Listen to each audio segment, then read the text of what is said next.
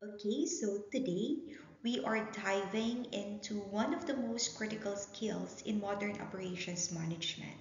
So that is the project management. Well, in today's fast paced business environment, organizations do not just run routine operations. So they do actually constantly initiate unique, temporary endeavors to innovate. They do improve, and of course they compete. So whether it is launching a new product, implementing technology systems, constructing facilities, or even restructuring processes, so all of these are all projects that actually require specialized management approaches. Okay, so project management has actually become the backbone of operational excellence. It is the discipline that actually transforms strategic visions into operational reality. While the traditional operations management will focuses on a repetitive, ongoing process, while the project management deals with the unique, the complex, and the time sensitive. Okay, so today we will explore on how project management integrates with operations management in order to help organizations deliver results on time, within the budget, and the specification.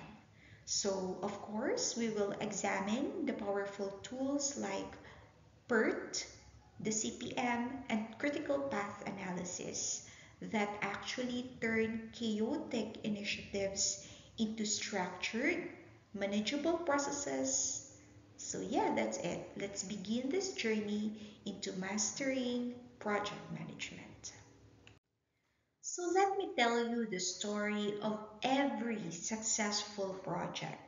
So it is remarkably similar whether you are building a skyscraper or implementing a quality management system in your factory.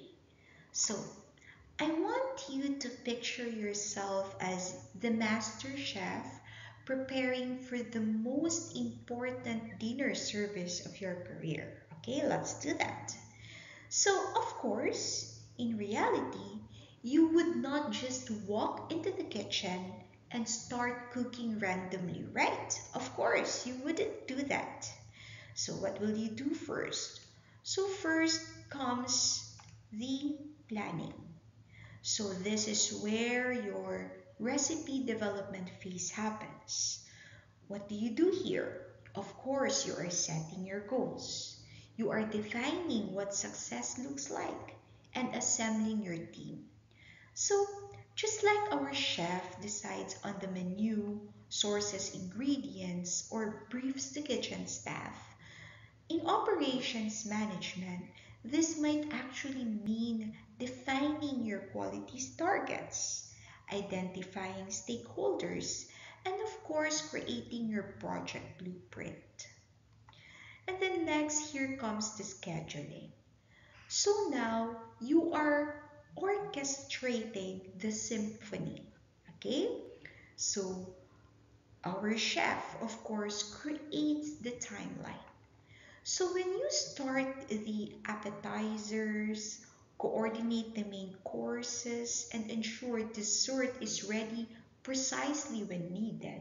So relating it to operations or total quality management implementation, this is like you are in this phase, you are now allocating resources, okay? You are sequencing activities and creating those critical timelines that will keep everyone synchronized.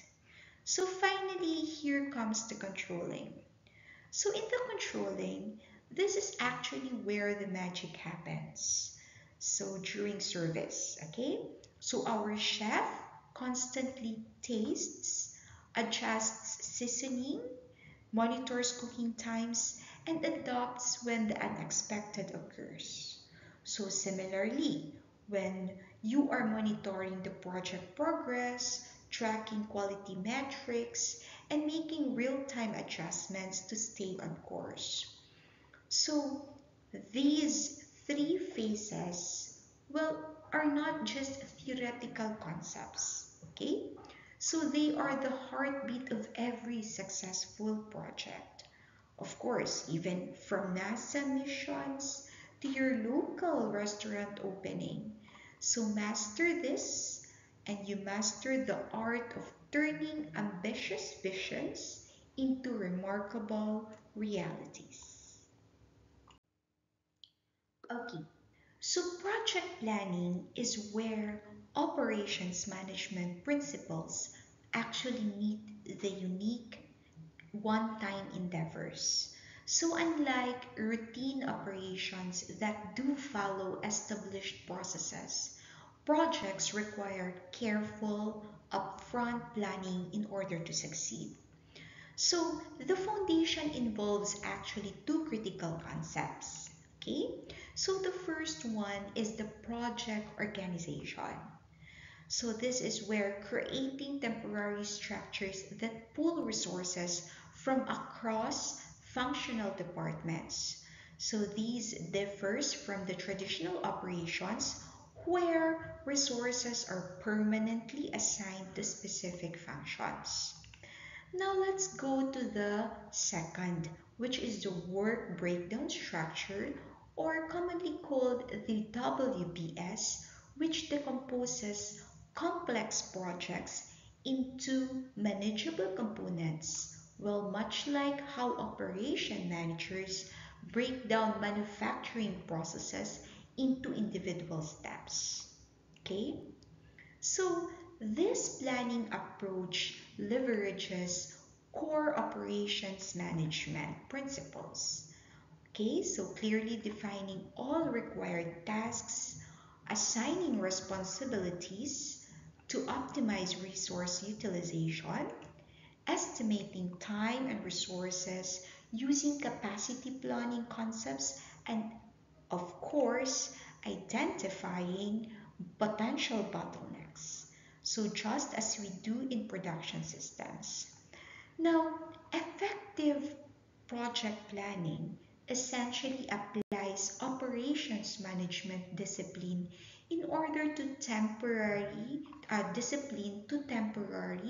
unique endeavors, ensuring a systematic execution rather than chaotic improvisation.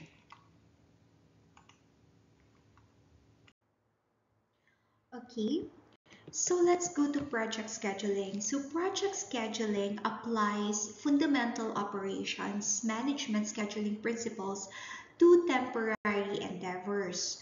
So just like the operation managers who does schedule production activities in order to optimize throughput and actually meet delivery dates.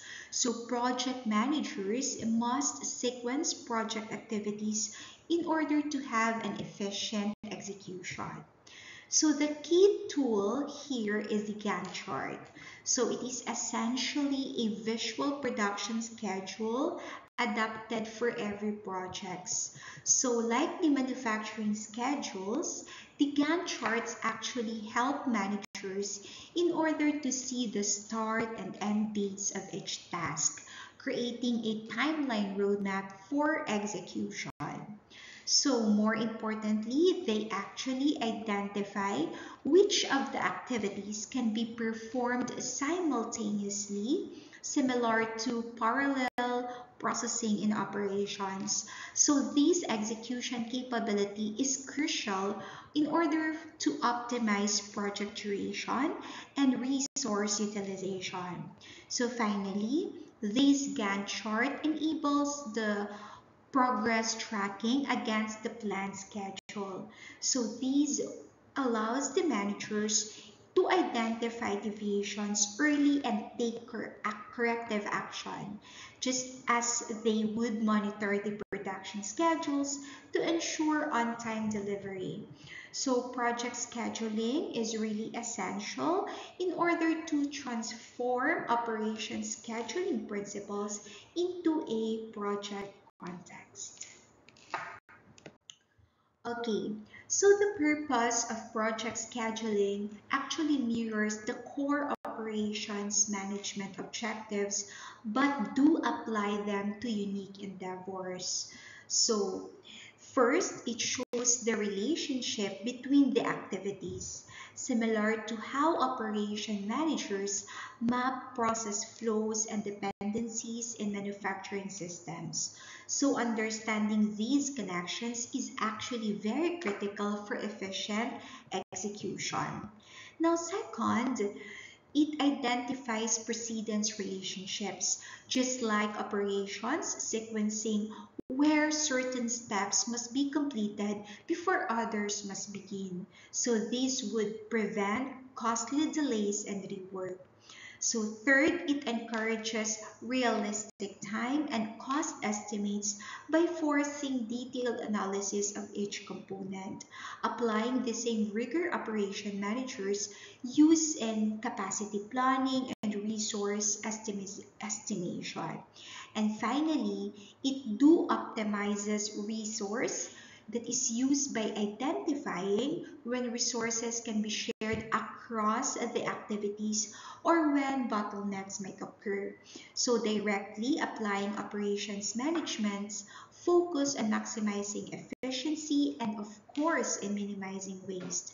So in other words, or to sum it up, project scheduling really brings operations management discipline to temporary and complex endeavors.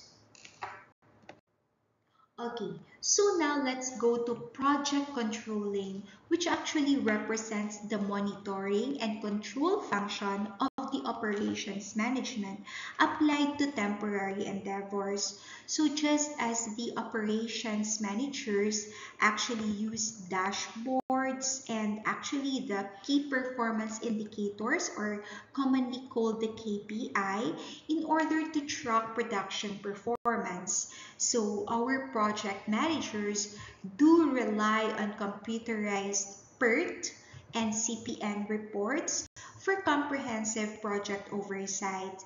So these sophisticated reporting systems mirror the control systems used in manufacturing operations.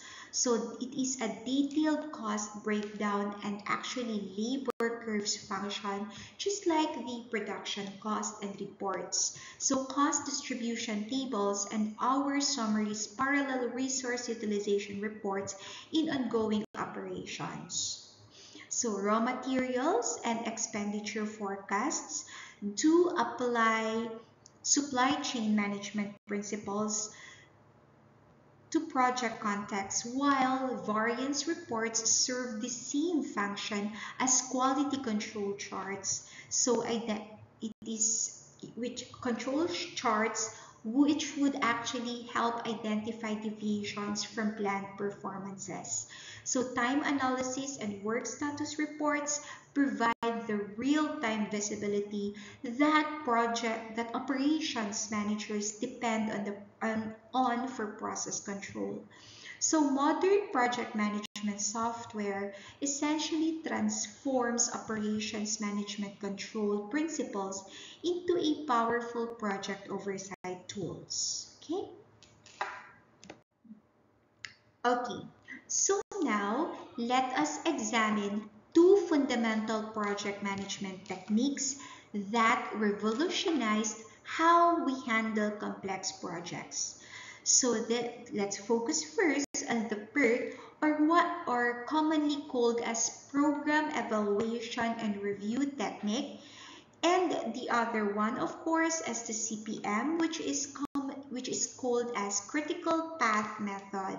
So these two are closely related, but actually have a distinct characteristics. So both help us schedule, monitor, and control large projects effectively. So what are the key differences? Well, the PERT actually uses the 3 time estimates for each activity, which is the optimistic, pessimistic, and most likely, making it deal when there is uncertainty in activity durations. So these actually allows us to calculate probabilities of completing projects by specific dates. Okay? However, the CPM, on the other hand, or the critical path method, assumes that we know activity times with certainty, which actually only uses single time estimates. So this makes it more straightforward but actually less flexible when dealing with uncertainty. So, however, of course, both techniques do help identify the critical path. So, the longest sequence of activities that determines project completion time. Okay, again, critical path is the longest sequence of activities that determines project completion time. So, now let us explore how these work in practice. Okay, so let us focus specifically on CPM, or the critical path method. So CPM was developed first in the 1950s by DuPont for chemical plant construction and maintenance projects. The strength of the CPM lies in its simplicity and precision, because it only uses a single time estimate for each of the activity, which assuming that we know exactly how long each task will take. So this makes calculations very straightforward and results highly reliable when estimates are accurate. However, the CPM, or the critical path method's real power is in optimization. It assumes activity times are known with certainty, which actually allows managers to focus on the critical trade-off between project time and cost. So, should we crash the project by adding resources? Well, CPM helps answer this question. So trade-off analysis is particularly valuable in construction, manufacturing, and other industries where time estimates are well established from historical data. So CPM do excel when precision and cost control are your primary concern. Okay, so CPM excel when precision and cost control are your primary concern. Okay, so now you have to take note that both the PERT and the CPM use network diagrams in order to visualize project relationships, but they can be drawn into two different ways. So let us understand these two approaches. Okay, so the first is what we call the activity on node, or the AON. So in here, activities are represented by nodes. So just think of them as boxes or circles. So the arrows between the nodes do show the precedence relationships, which indicates activities must be completed before others can begin. So the second approach is what we call the activity on arrow, or AOA. So this flips the concept. Well, now the arrows in here, the arrows represent the activities themselves, while the nodes represent the events, or the milestones marking the start and end points of activities. So the most modern project management software, well, including the Microsoft project, you actually uses AON format because it is more intuitive and easier to modify. However, take note that both methods actually only produce the same critical path analysis results. Okay, so once we have our network diagram, we need to determine when each activity can start and must be finished. So this actually requires a systematic two-pass calculation process. Okay? So the first one is actually what we call the forward pass. Okay? It starts from the project beginning and moves forward.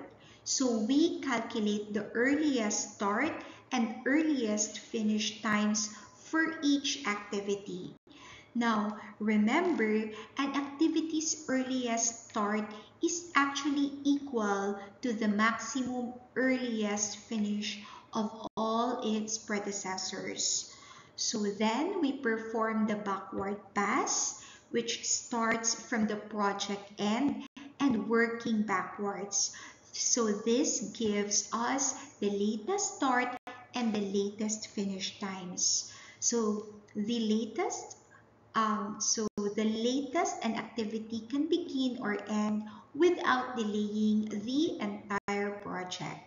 Now, the key rule for the backward pass is that an activity's latest finish is just equal to the minimum latest start of all activities that follow it. So these calculations actually reveal which of the activities have scheduling flexibility and which are critical.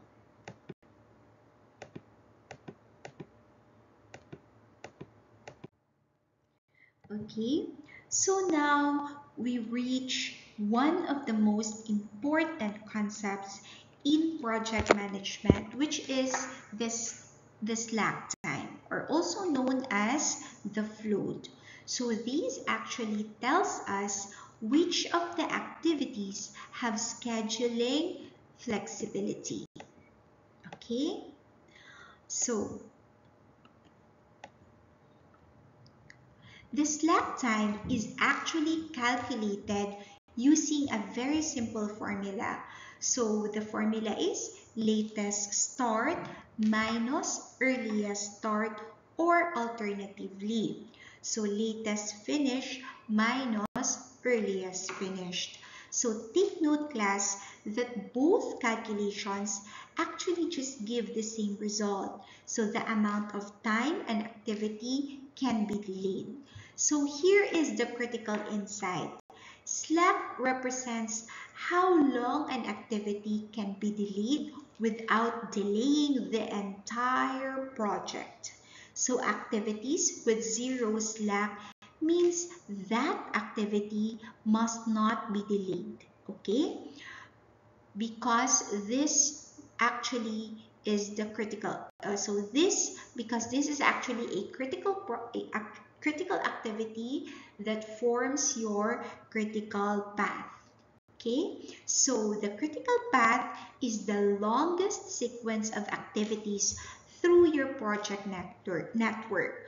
So take note that any delay on critical path activities do directly delays your overall project completion date.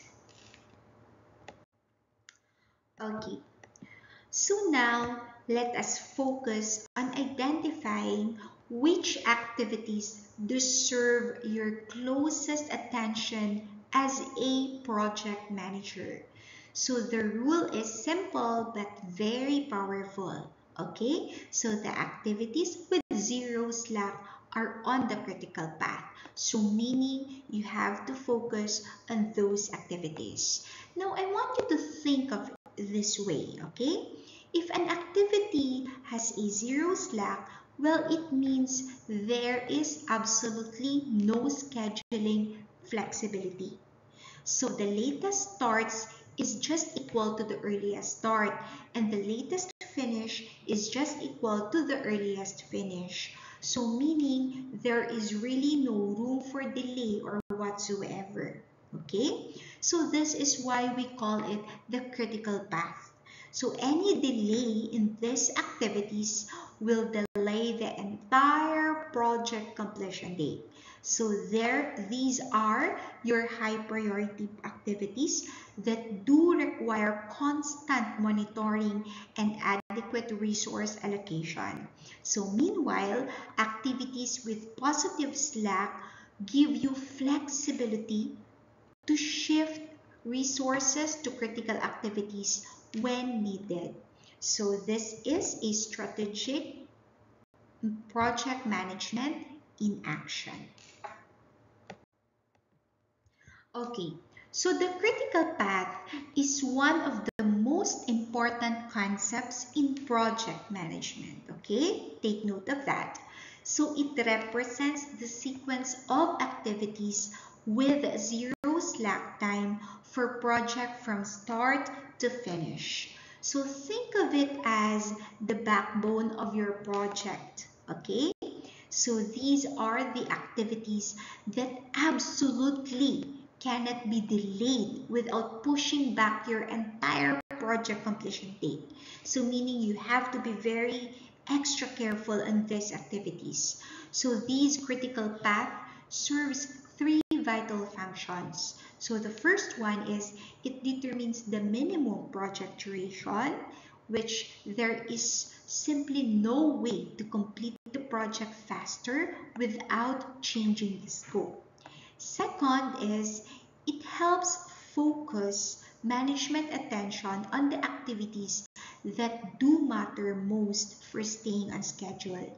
And third is that when you need to crash a project or reduce a timeline, the critical path shows you exactly where to invest your resources for maximum impact. So remember, shortening activities that aren't on the critical path would not reduce your overall project time. So only by addressing critical path activities can you actually accelerate project completion. So this makes the critical path your roadmap for both project planning and for crisis management. Okay, so understanding the slack time and the critical path gives project managers powerful strategic advantages in resource allocation and in decision making. So first, you can prioritize resources for critical activities. Okay, since these activities have zero slack, they need your immediate attention and best resources. Any delay here directly impacts your project deadline. Second, you can identify where delays can be absorbed without affecting the project timeline. So activities with slack time act as built-in buffers.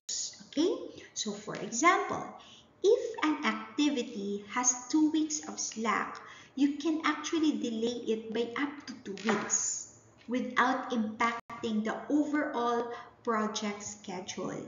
And finally, this understanding will help you make informed decisions about crashing or expediting certain activities.